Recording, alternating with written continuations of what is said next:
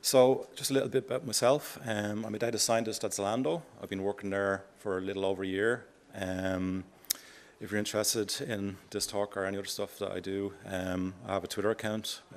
Please follow me. Okay, so here's an overview of kind of the main topics that I'll discuss today. So this talk basically is a talk related to the work that I actually do in Zalando. So when I was thinking of what should I do for a talk, I was thinking, will I cover a library or give a talk on some other topic? But this talk is actually about the stuff that I've been doing for the last year on a kind of a day-to-day basis. So I'll outline the problem in a few slides, but these are the main kind of methods or problems, techniques we look at. So first, I'll just discuss multi-tenant systems. That's what we're working on. And then I'll discuss a problem called record linkage problem. Now, if any of you have seen Johannes's talk from Scraping Hub earlier, his talk was in a similar problem domain. So some of the content there is related to this work as well. So record linkage problem. Then I'll discuss how we do similarity using Cartesian joins, all that stuff. And then I'll present or introduce a method called locality sensitive hashing. That's kind of the main topic of this talk. And then I'll talk about how we tune LSH for the purposes that we have in Zalando. Okay, so first of all, we have multi-tenant platform mentioned in the title. This is related to the work we do. So Zalando, if you're not familiar with it, it's a big online fashion retailer. They're not available in Dublin, in Ireland, but they're very popular on the continent, extremely popular.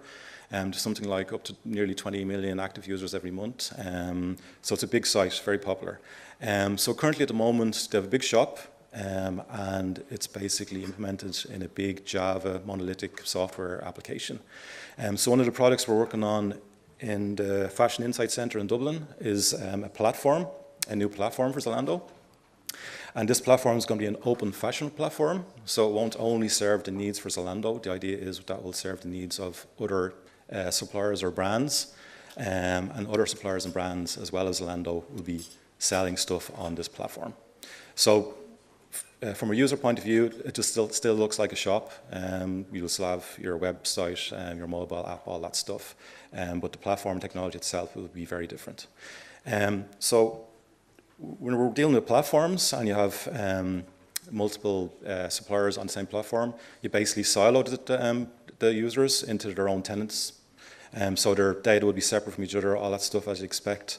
But the interesting thing about platforms is when you have all these different users or suppliers on your platform and you look at the data, you get some interesting insights. So within the platform, in Dublin, we're working on a number of different types of data. We have some guys looking at customer data, and then in our team, we're looking at product data. So we're building a product data product for the platform, and our main consideration is identification of identical or similar products. So I can go into that a little bit.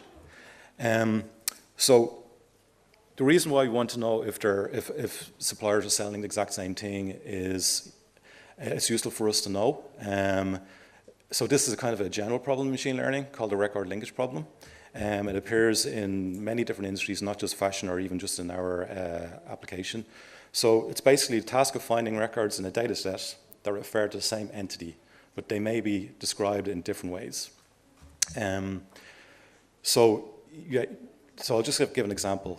So here's an example, just a common example. So we have a first name, second name of Guido here, and an address, and we can see that both these records apply to the same person, but they're very much described very differently in different formats, all that stuff.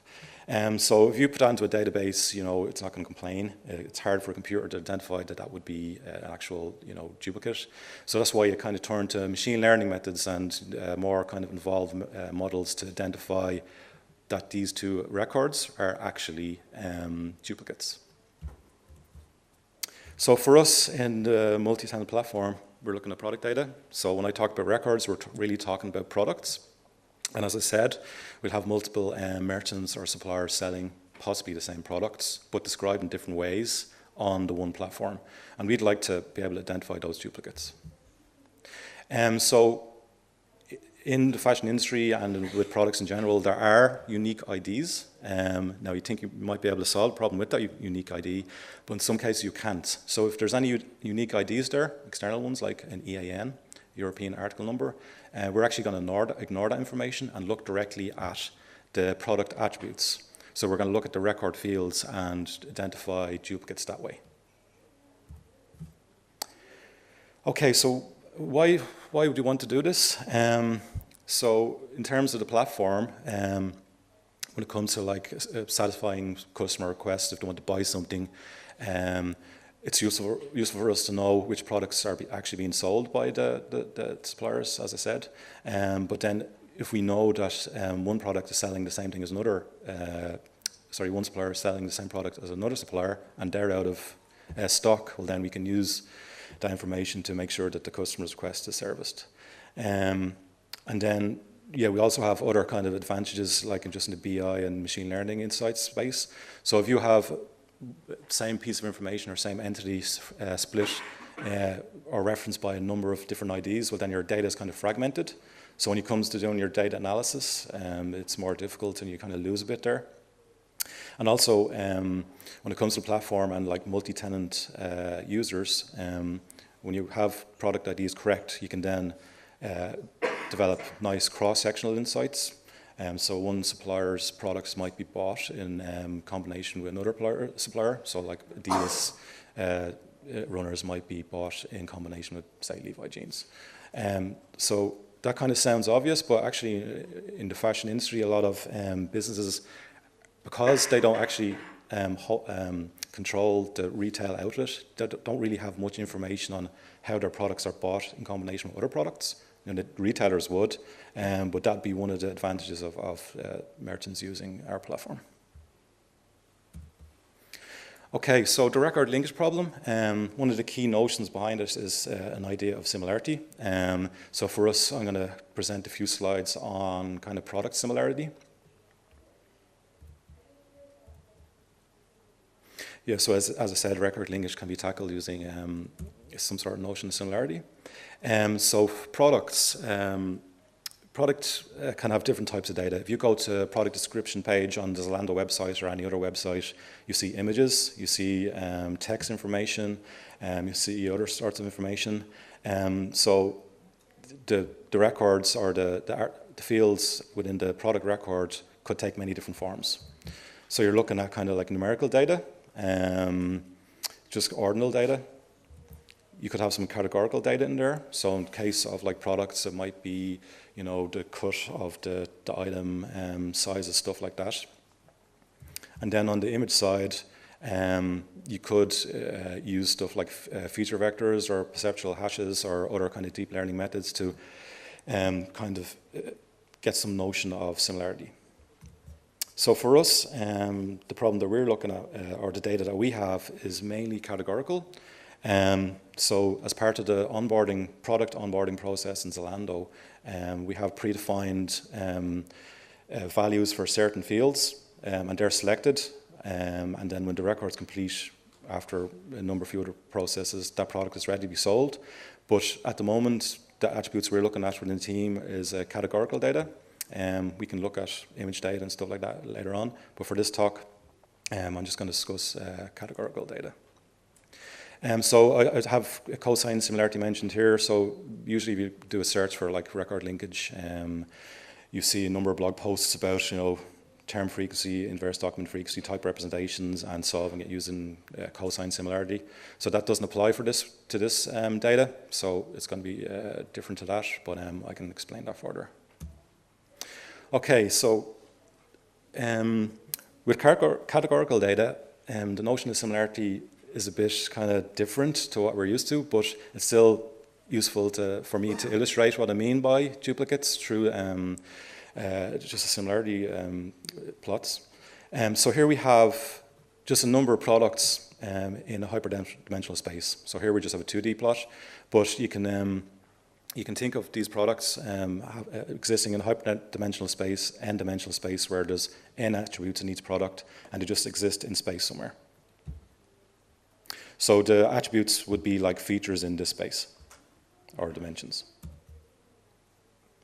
So yes, if you think of it in terms of space, you then can talk about distances between items in that space. And for us, when we talk about duplicates, we're talking about products that have a distance within a certain threshold of each other. So here we have a simple just example of a case where these two products, bottom corner here, would be considered to be duplicates of each other. So the methods we use basically exploit these kind of geometric interpretations of the problem, and that's how we identify duplicates. Okay, so we have an idea of what we need to do, or how we model similarity.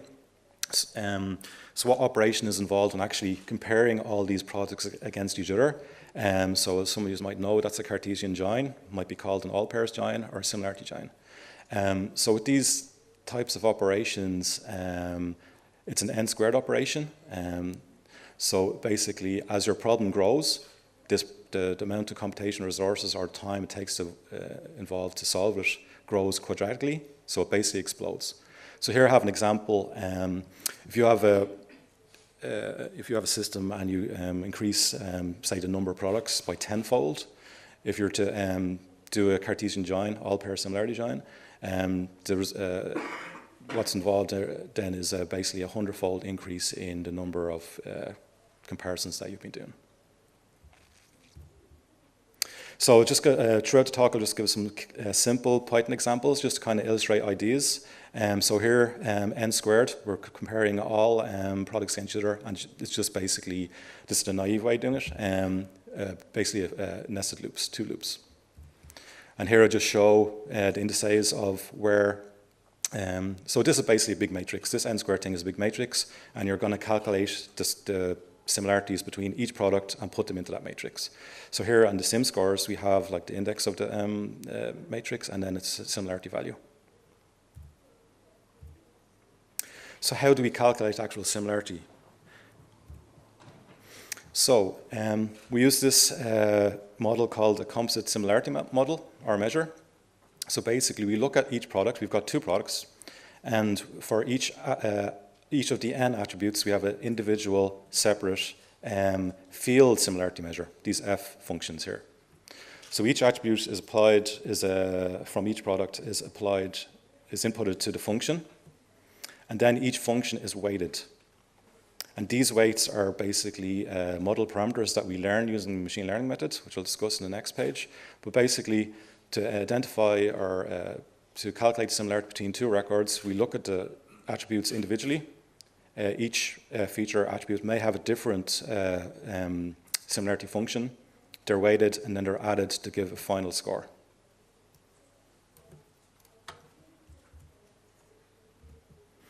So the actual similarity measure we use, the f function, is a function called the Hamming distance.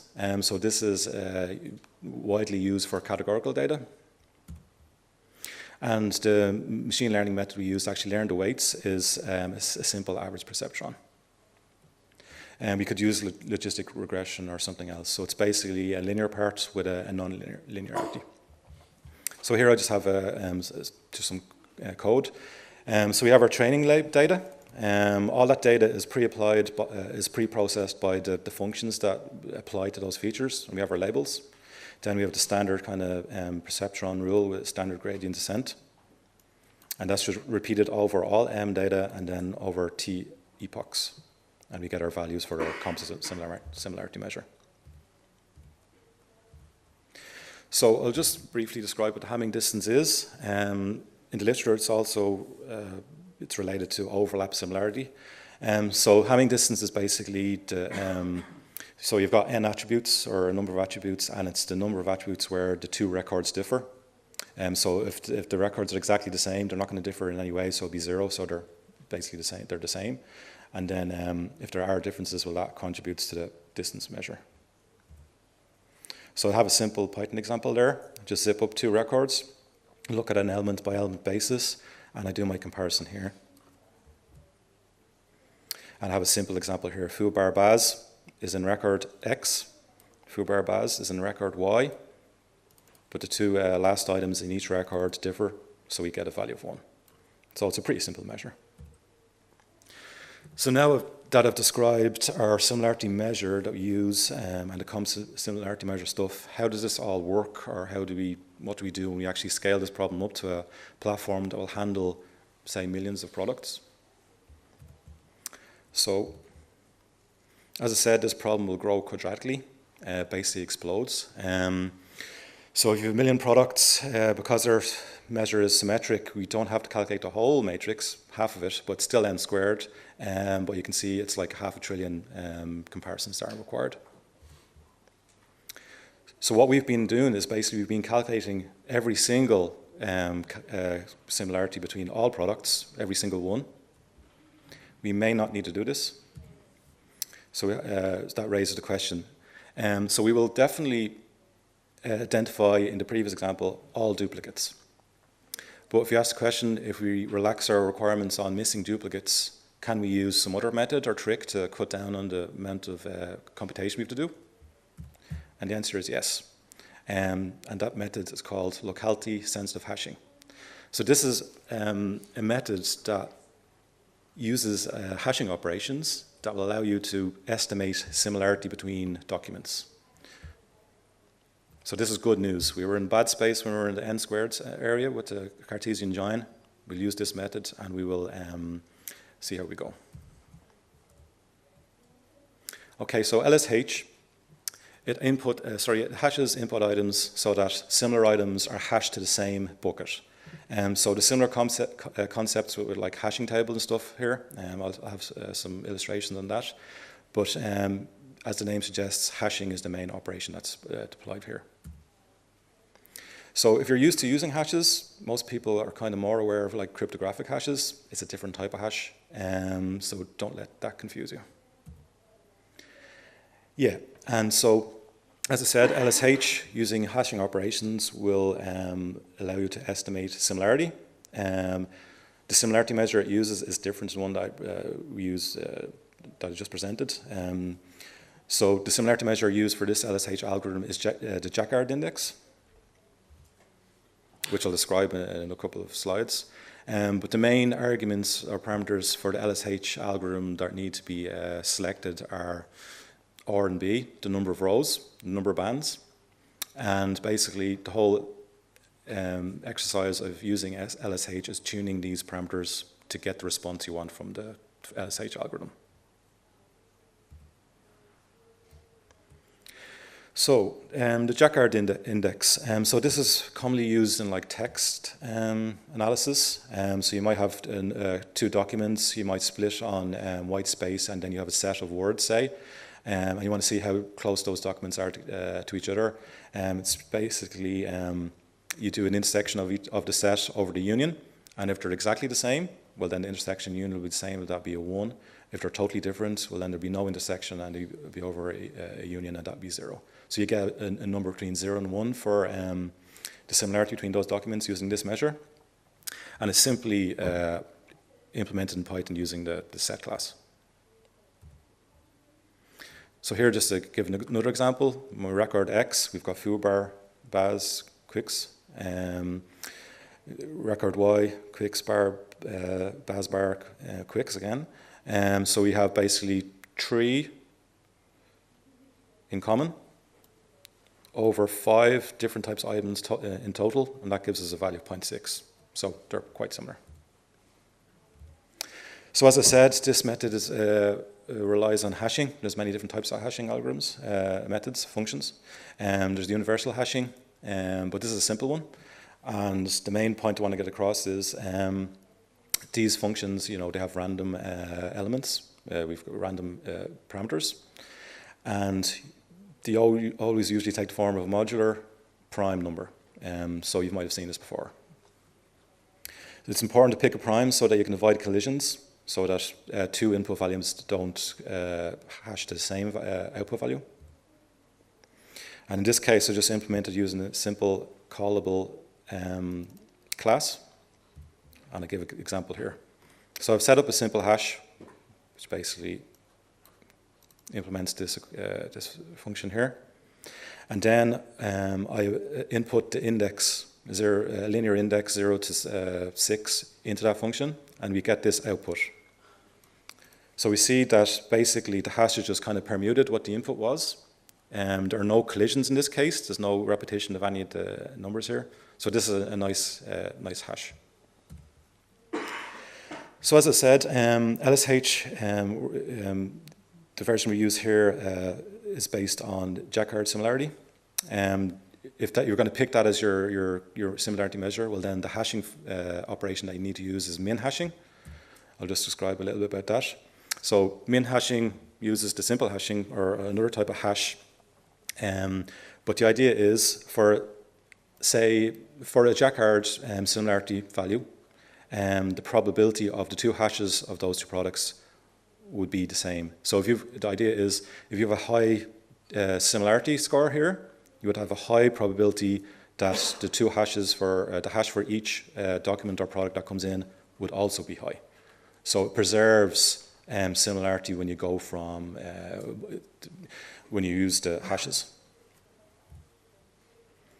So this is just a simple implementation of min-hash.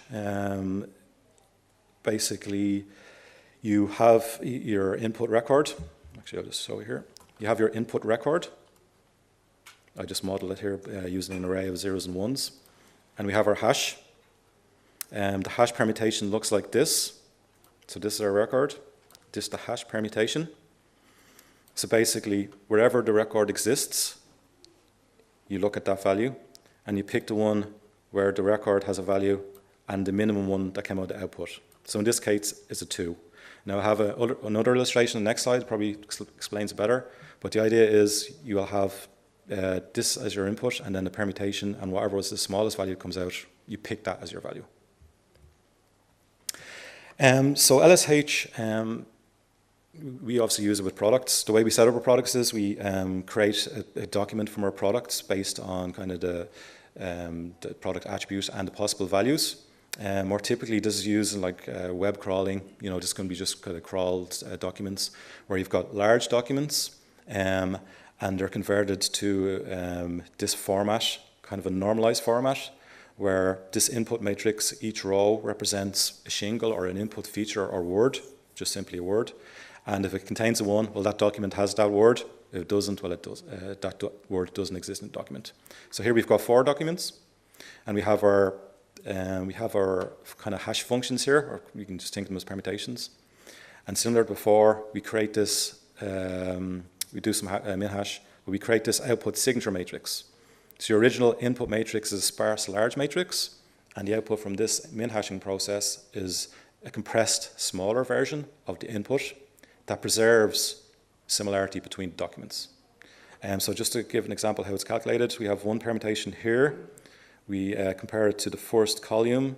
We see that, okay, 1, 3, 1, 5, 1, 4, 1, 2. Okay, 2. So 2 is the value that's placed in the signature. And that's just repeated for all columns and all documents. So we're now going to use this other representation of the products we have, this signature matrix. And then this comes back to our 2 parameters, our rows and our bands. So the signature matrix, the next operation is to split it into bands. And within those bands, we do a number of hashes. And if 2 documents hash to the same value within a band, well, then they're considered to be candidates for duplicates.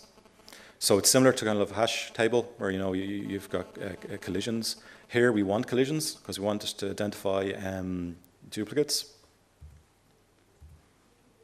So the next steps then are to pick R and B based on the type of the similarity value you need or require. So from the LSH we use it as a kind of a pre-filtering step before we actually do the exact calculations for our similarity scores.